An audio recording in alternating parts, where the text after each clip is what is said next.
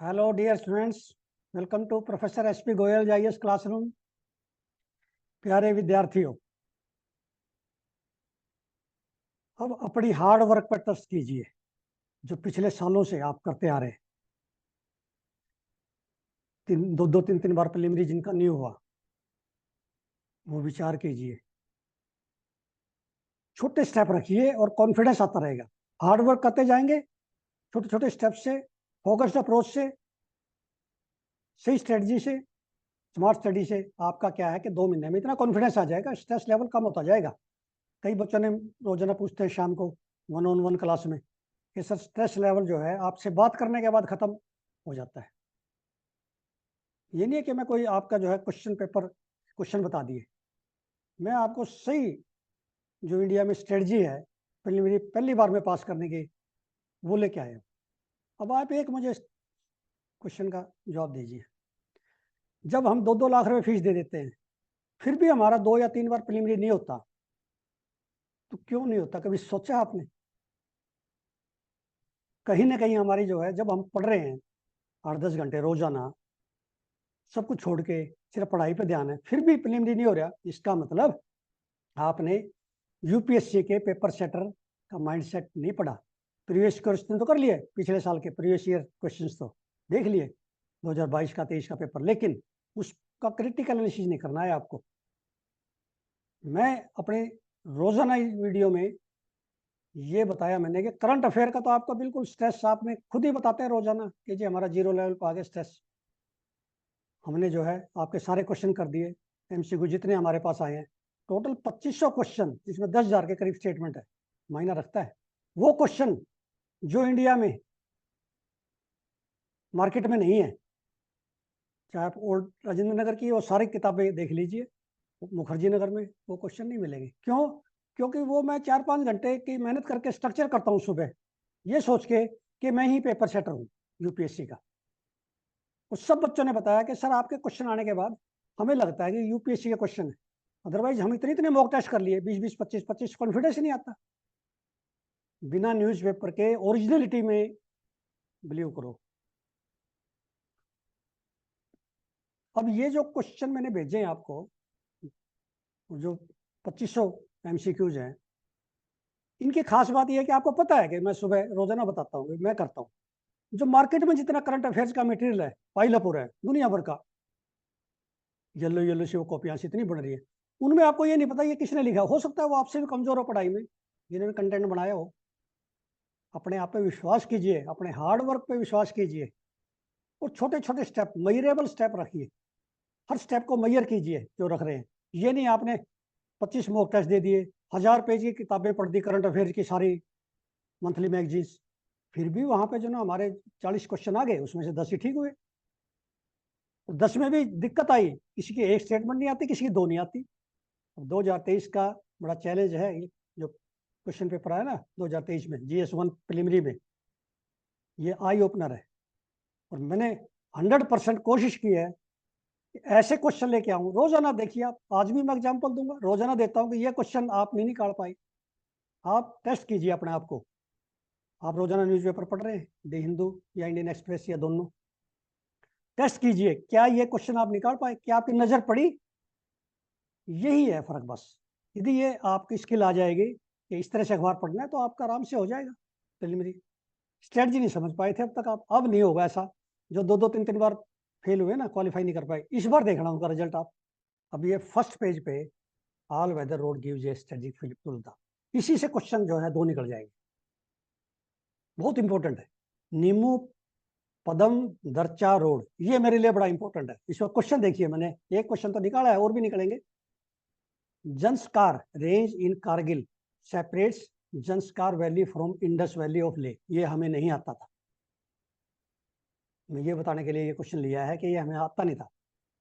दूसरा, Zanskar range is the source of Suru river which flows through Kargil, ये भी नहीं पता था सुरू रिवर कारगिल में फ्लो करती है, मुझे भी नहीं पता था फ्रेंकली स्पीकिंग। ये क्वेश्चन यूपीएससी का पेपर सेट निकाल के लाता है, आपके सामने है, न्यूज सबके पास है, फ्रंट पेज पे है, फिर भी ये स्किप होगी। अब ये रोड है नीमू पदम दर्चा रोड, ये कनेक्ट करता है हिमाचल प्रदेश के लाहौल रीजन को और ले इन लद्दाख, इसको कनेक्ट करेगा। इससे क्या होगा, मनाली और लेह का जो था ना पहले, वो बड़ा लंबा था रास्ता, ये रास्ता शॉर्ट हो गया, ये इंपॉर्टेंट है, और ये पूरे इंडिया के लिए खुल गया अब ये रास्ता। तो ये हमारी जो है ऐसे क्वेश्चन जो इंडिया को अफेक्ट करते हैं स्ट्रेटजिकली या इकोनॉमिकली, वो सारे ऐसे इंपॉर्टेंट क्वेश्चन निकालो। अब ये H5N1 पे आज ये जो है बहुत इंपॉर्टेंट आर्टिकल है साइंस पेज पे। क्यों इंपॉर्टेंट है, ये वर्ल्ड में फर्स्ट टाइम हुआ है इसलिए इंपॉर्टेंट है। क्या हुआ कि जो बर्ड फ्लू है, ये एवियन फ्लू, ये 6 स्टेट में आ गया यूएसए में, डेयरी काउज में, फर्स्ट टाइम हुआ है वर्ल्ड में हिस्ट्री में। इन्फ्लुएंजा ये वायरस है फर्स्ट टाइम जो है डेयरी कैटल में आ गया। इससे क्या होगा, जो वर्कर हैं डेयरी में काम करते हैं वो सारे जो है इन्फेक्ट हो जाएंगे। इसकी जब तक वैक्सीन नहीं आती तब तक ये बहुत बड़ा खतरा है वर्ल्ड पे मंडरा गया। इस आर्टिकल में कई क्वेश्चन निकल रहे हैं जो मैंने निकाले। आज मैंने कम से कम 16-17 क्वेश्चन निकाले ऐसे जो नजर नहीं पड़ती। अब इसमें देखिए आप, क्लियर लिखा है H5N1 आउटब्रेक इन डेयरी काउस। अब ये 800 स्पोरेडिक ह्यूमन H5N1 केसेज है। स्पोरेडिक होता है, कोई एक ग्रुप में आ गए बस, एक जगह बस, एंडेमिक नहीं, या वो नहीं है ये पेंडेमिक या कोई भी एपिडेमिक। स्पोरेडिक कहीं कहीं आ गई बाई चांस, उसको कहते हैं, ठीक है ना। तो ये जो है याद नहीं रखना हमने, इतने स्टेट है, 6 स्टेट है, लेकिन ये पता चल गया कि H5N1 मैमल्स में आ गया बर्ड से, ये इंपॉर्टेंट है। अब ये क्वेश्चन देखिए, H5N1 cause death of marine mammals in Peru, seals in Russia. ये भी नई खोज है वर्ल्ड की, मैरीन एनिमल में पहले रिपोर्ट नहीं था ये bird flu. Then H5N1 jumped from birds to mammals. ये इंफॉर्मेशन यदि आप निकाल लोगे तो आपके 60-70% करंट अफेयर में आराम से आ जाएंगे, 80 भी आ सकते हैं। अब ये न्यूज देखिए, antibody therapy protects large animal from Nipah. अब एक तो ये पता चल गया एंटीबॉडी थेरेपी कोई है निपा वायरस को प्रोटेक्ट करने के लिए लार्ज एनिमल में, ठीक है। दूसरा इंपॉर्टेंट है, वो एंटीबॉडी ट्रीटमेंट का नाम क्या है, HUNF5। ये ट्रीटमेंट क्या करेगा, निपा वायरस के एफ प्रोटीन पे अटैक करेगा। वायरस में क्या होता है, प्रोटीन और न्यूक्लिक एसिड, आरएनए और डीएनए। प्रोटीन की कोट होती है बाहर वायरस में, और आरएनए या डीएनए उसका जेनेटिक मटेरियल न्यूक्लिक एसिड है, उसको अटैक करेगा। क्या ये क्वेश्चन आप सोच सकते थे, ये यूपीएससी का पेपर सेटर क्वेश्चन बैंक में होता है ऐसा क्वेश्चन हमेशा। ये क्वेश्चन मैंने आपको बता दिया। Antibody treatment can protect small and large animal from infection from Nipah virus. Antibody treatment HU1F5 targets Nipah virus F protein. Antibody treatment protected macaque, macaque को इन्होंने बचा लिया एंटीबॉडी ट्रीटमेंट से। ये भी नहीं इंफॉर्मेशन किसी के पास है, ये सिर्फ जो ये न्यूज देख रहे हैं ये वीडियो, उन्हीं के पास इंफॉर्मेशन है इंडिया में, और किसी के पास ये इंफॉर्मेशन नहीं है। अब ये क्योंकि डिग्रेडेड फॉरेस्ट लैंड से है, ये आपने पढ़ना है। ग्रीन क्रेडिट प्रोग्राम के तहत अब क्या है कि बहुत सारे स्टेट अपनी जमीन को, डिग्रेडेड लैंड फॉरेस्ट लैंड है, उसको कंपनीज को देना चाह रहे हैं ताकि वो जो है इसमें ग्रीन क्रेडिट प्रोग्राम में कार्बन क्रेडिट हो जाए उनके। ये आपने कार्बन क्रेडिट का ये क्वेश्चन आ सकता है आपका। अब ये मैं आपको बता रहा था निपा वायरस। केरला में क्या है, जो बैट है, फ्लाइंग मैमल है, नॉकटर्नल, उसकी स्टडी करने के लिए काफी बड़ा ग्रुप इकट्ठा हुआ है कि इसकी जो डिटेल स्टडी करनी चाहिए हमें, ये निपा से रिलेटेड है। अब ये बड़ी इंपॉर्टेंट है स्नैपशॉट में। इलेक्ट्रॉनिक फाइबर क्या है भाई, ये मुझे भी नहीं पता था, फर्स्ट टाइम सुना है। टेक्निकल फाइबर तो सुने थे, electronic fibre that utilizes human body as part of circuit enables textile based electronics without need for batteries or chips। ये आपने 3-4 बार पढ़ोगे समझ जब आएगी। ये ऐसे क्वेश्चन जो ना पूछ लेते हैं, टेक्सटाइल इलेक्ट्रॉनिक्स क्या है, फर्स्ट टाइम सुना आपने। और इलेक्ट्रॉनिक फाइबर क्या है, टेक्सटाइल इलेक्ट्रॉनिक्स क्या है। अब ये टीबी की फ्रीक्वेंट न्यूज आती है, इसका मतलब एक क्वेश्चन हमारा श्योर है। इसमें यह बताया गया कि हमारी जो है स्मीयर माइक्रोस्कोपी टेस्ट है जो टीबी का 100 ईयर ओल्ड है, उसकी एफिकेसी कम है, सेंसिटिविटी कम है, और मोलिकुलर टेस्ट है उसकी एफिकेसी ज़्यादा है, क्योंकि टीबी में सबसे इंपॉर्टेंट है डायग्नोस, अर्ली डायग्नोस। अब ये बहुत इंपॉर्टेंट है, मैंने पहले भी लिया है Senegal, it is an African country. वहां पे जो है ये इलेक्ट हुए फाई प्रेसिडेंट। वहां पे क्या प्रॉब्लम है? हंगर, अनएम्प्लॉयमेंट यूथ में, ठीक है ना। ये सेनेगल जो है आपने अब देखना है मैप में कहाँ पे है, इसकी प्रॉब्लम जो है मैंने बता दी। और जो आपके पीडीएफ में आज 15-20 क्वेश्चन जाएंगे उसमें सारी डिटेल में जो है मैंने क्वेश्चन निकाल दी। अब ये कच्चथ्यू आइलैंड पे इतने आर्टिकल आ चुके हैं श्रीलंका और इंडिया का, ये जो है 74 में हमने इनको दे दिया था और 76 में हमें जो है वेस्ट बैंक मिला था, ठीक है। इसमें इंपॉर्टेंट ये लिखा है कि ये प्रॉब्लम नहीं है, ये तो 74 में दे दिया था। इस इतनी फिश हमारे पास वेस्ट बैंक में भी है, वो रिच है ज़्यादा इससे भी।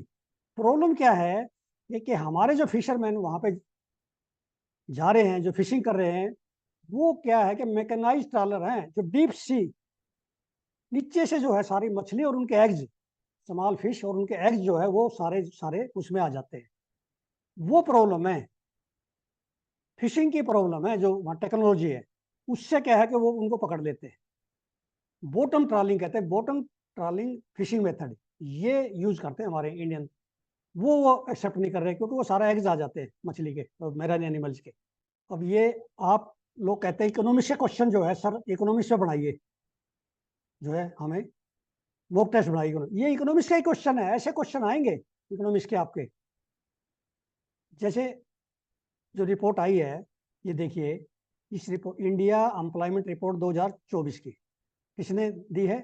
Institute for Women Development and International Labour Organization ILO ने। इसकी इंपॉर्टेंस बहुत है। इसमें लेबर फोर्स पार्टिसिपेशन रेट बताया वुमेन का, वर्क फोर्स पार्टिसिपेशन रेट और अनएम्प्लॉयमेंट रेट, तीनों के बारे में जो है बताया है। ये एम्प्लॉयमेंट से रिलेटेड हर बार एक क्वेश्चन आता है प्रीलिमिनरी और मेन में। मेन में भी आएगा ये, आई टेल यू, ये क्वेश्चन मेन में भी आएगा।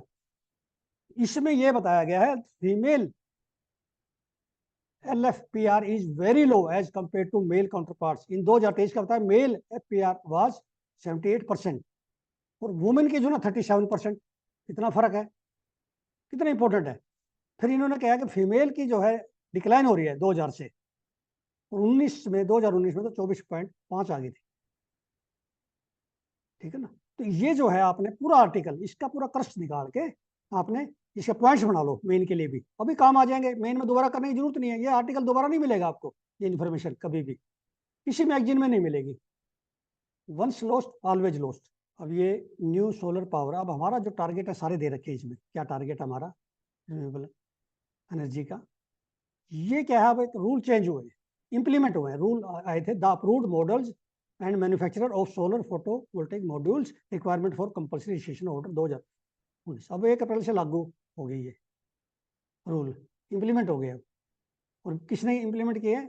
Ministry of new and renewable energy. इसमें यह कहा गया है कि जो भी ये मॉड्यूल हैं, सोलर पैनल्स हैं, उनकी इंस्पेक्शन करेगी national institute of solar energy, जो मिनिस्ट्री की एफिलिएटेड बॉडी है, ताकि वो ये पता चल जाए कि ये इंडिजिनस बनाए गए हैं, इंपोर्ट नहीं किए। ज़्यादातर हम क्या करते हैं, 80% हमारा इंपोर्ट चाइना से है। हम ये चाहते हैं कि ये सारे मॉड्यूल हैं जो पैनल्स हैं सोलर फोटोवोल्टेइक, वो सारे इंडिया में बने। ये एक रूल आया है नया रिन्यूएबल एनर्जी पे, ये आपको पता होना चाहिए। अब ये बड़ा जो है अच्छा, जो इंडियन एक्सप्रेस में पिक्चर के साथ आया, ऐसे जरूर देखा करो आप। ISS इंटरनेशनल स्पेस स्टेशन, अभी नासा का है ये, इसमें जो है और दूसरे कंट्री के हैं, इसमें 3 जो है पार्टिसिपेंट है, जो क्रू है स्पेस क्राफ्ट का, वो गया है सोयूज MS-24 में। और ये कहाँ पे लैंड किया है, ये जगह का नाम याद रखना है, ये पूछ सकते हैं। जकागान कजाकिस्तान में ये जगह है, वहां पे जो उस टाउन में ये लैंड किया है। इंटरनेशनल स्पेस स्टेशन से 204 दिन के बाद आया है। अब क्या हुआ है कि चित्तल को इंट्रोड्यूस किया गया था कहाँ पे? Netaji Subhash Chandra Bose island, which lies east of Port Blair and does not have any major residential enclave. नहीं है वहां पे, इसका पहले नाम कुछ और था। क्या नाम था? रोस आइलैंड। अब क्या हुआ कि फॉरेस्ट डिपार्टमेंट ने वहां पे जो चित्तल को इंट्रोड्यूस किया, वो इन्वेजिव हो गया, इतनी पॉपुलेशन हो गई क्योंकि वहां पे प्रेडेटर नहीं है। अब ये डिस्कस कर रहे हैं इनका फॉरेस्ट डिपार्टमेंट कि भाई क्या करें, वाइल्ड लाइफ प्रोटेक्शन एक्ट में इनको मार नहीं सकते 72 का जो है। अब इनका ये शिफ्ट करने की सोच रहे हैं, इन्होंने suggestion Wildlife Institute of India जो देहरादून बेस्ड है उससे, और Wildlife Trust of India non profit organisation है उनसे डिस्कस करके, अब ये और MP forest official different state से ये वहां पे जो है एक शिफ्ट करना चाह रहे हैं दूसरे पार्क में। वो कौन सा पार्क है वो आपको पता होना चाहिए। ये है द्वीप, ये बायोलॉजिकल पार्क चिदिया टापू, मिनी जू इन पोर्ट ब्लेयर। चिदिया टापू आपने पहली बार सुना है। बायोलॉजिकल पार्क, ये जू है, नेचुरल नहीं है, वाइल्ड लाइफ सेंचुरी या नेशनल पार्क नहीं है, ये जू है। ये कितनी इंफॉर्मेशन निकाल दी मैंने। प्रिय विद्यार्थियों, आप ऐसी जजमेंट कीजिए, आप खुद इंटेलिजेंट है, इतना बड़ा टेस्ट दे रहे हैं, वर्ल्ड का सबसे बड़ा, खुद जजमेंट कीजिए कि प्रीलिमिनरी में कैसा क्वेश्चन आएंगे, उस बेस पे तैयारी कीजिए, वही अप्रोच रखिए।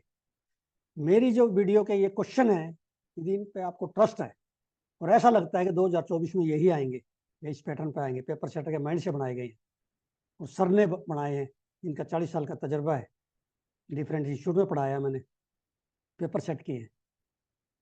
यदि आपको विश्वास होता है कि मैं स्ट्रेस फ्री हो जाऊं करंट अफेयर में और पहले चांस में जो है मेरी प्रोबेबिलिटी सबसे ज़्यादा हो 11 लाख बच्चों में, तो इमीडिएटली आप इस कोर्स को ज्वाइन कीजिए। इसका जो लिंक है वो डिस्क्रिप्शन बॉक्स में। मीगर एक अमाउंट रखा है सिर्फ एम्प्लॉइज को तनख्वाह देने के लिए, वो है 3000 रुपये। Thank you very much.